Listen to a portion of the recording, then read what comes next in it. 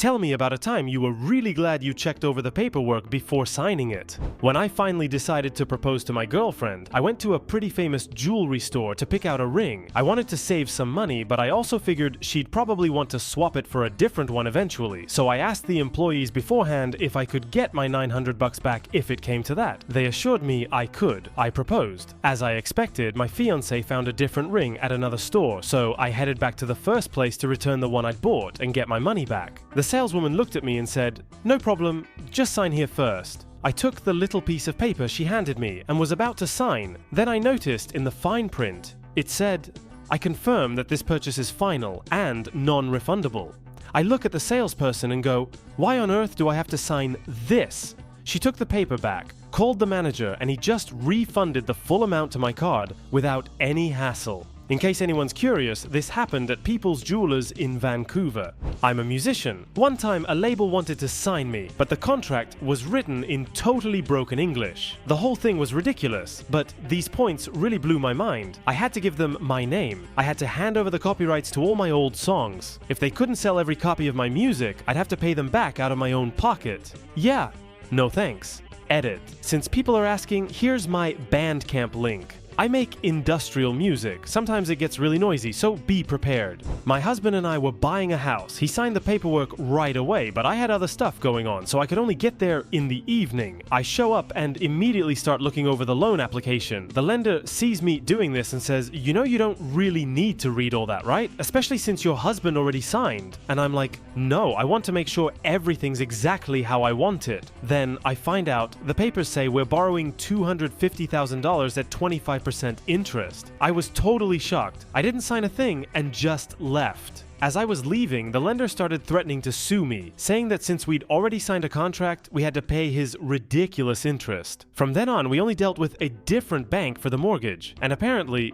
that lender was some high school buddy of my husband's. One time, when I was getting hired somewhere, the contract said I had to work there for at least 4 years. Otherwise, they'd treat those 4 years as training that I'd have to pay for out of my own pocket if I left early. A while back, our school got Wi-Fi. When I tried connecting for the first time, I noticed the agreement said the school could basically take my phone and look through all my stuff. I was like, nope, not worth it, and I still haven't used it since. I decided to get a phone with a plan for $200. The salesperson said they were about to close and it'd be easier if I came back the next day to sign everything. By the next morning, the contract that had been sitting on the desk all night magically went from $200 to $300. I called them out on it and went to a different store. My wife and I went to the dealership to get our first car. We wanted to do installments because they had a special deal for recent college grads, supposedly with no extra interest. Their finance guy offered us 2 loan options, one for 3 years, another for 5.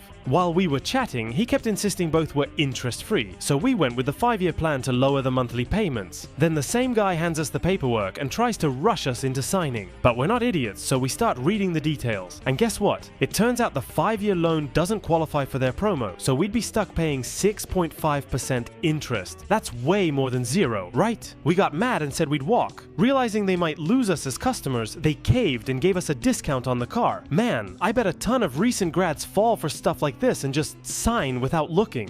The guy renting me the apartment said I could move out a month before our lease was up, since he already had another tenant lined up. To make it all legal, he needed my written agreement to leave early added to the lease, basically a paper that changed the original terms. When he brought it over for me to sign, I decided to read it carefully, because I knew he'd done time for fraud not too long ago. Good thing I did, because there was a clause saying that if the new tenant backed out, I'd still be on the hook for rent, even if I wasn't living there anymore. When I asked him about it, he was like, "Yep, I added that part to protect myself." And then he stole my deposit. Man, I really ought to sue him. I hate you, John. We were selling our business. My wife's car was registered under the company, but we definitely weren't planning to sell it. When the lawyer showed up, we made it clear we were selling everything, equipment, products, etc., except the car. Guess what showed up in the contract he sent a week later? Thankfully, we read it closely and crossed that part out before the paperwork went to the buyer. I landed a job 350 miles from my home, family, and friends. The offer was amazing, the interview went great, and I even bumped into an old co-worker. Everything was so perfect that I rented an apartment just minutes from the office, even though I hadn't signed the contract yet. The day before signing, I skimmed the contract and spotted 3 huge red flags. First, it said I'd only ever hold that one position, no promotions or new roles, just pay raises.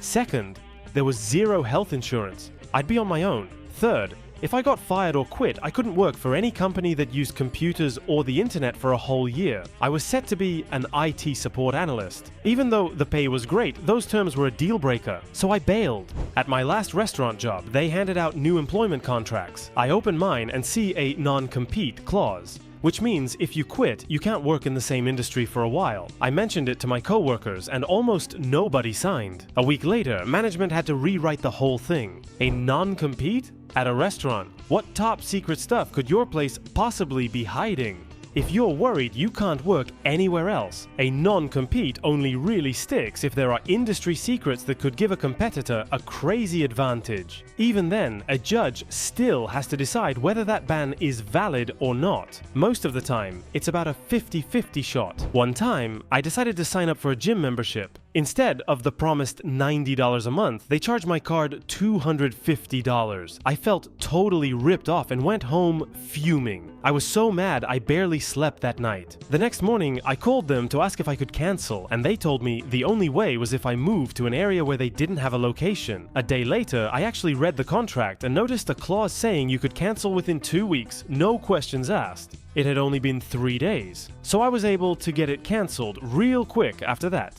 I brought my car in for repairs for the first time ever. They fixed it, but wouldn't give it back unless I signed something. Once I dug into the details, they had to delete my info from their system. After that, I just took my car and left. A mechanic or dealer can only hold onto your car if you haven't paid them for the work. Once you've paid, they can't keep your car. Otherwise, that's basically theft, and you can call the cops. I was looking for a new room and checked out this apartment I really liked. I was ready to put down a deposit, but I decided to read the rules they'd emailed me, plus the paper version they gave me. They were pretty strict for such a pricey place, but I figured I could live with them.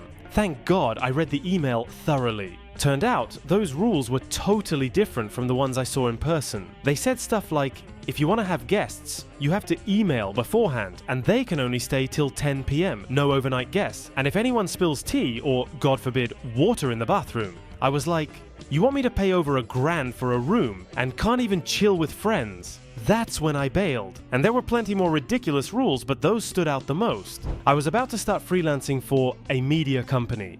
At the time, I was a recent grad with 2 years of experience. They sent me a contract that said, 1. I'd get paid £6.50 an hour. 2. They expected me to work 37.5 hours a week. 3. I had to use my own car for work, with no reimbursement for wear and tear or gas. And, worst of all, 4. I had to hand over all rights to any creative work I'd produced up to 2 years before starting this new gig. I noped right out of that deal. We had 3 days left to sign the contract on our new apartment. When we got the final version, we noticed the interest rate had randomly gone up by about 0.2%. We asked what was going on, and they said they'd checked our credit history and adjusted the rate based on our current score. We got a bad vibe and decided not to sign. A week later, totally by chance, our company got bought out and we got relocated to another state. If we'd already bought that place, we would have had to move and either sell it right away or somehow deal with it. So, dodged a bullet there. Thanks a lot for watching.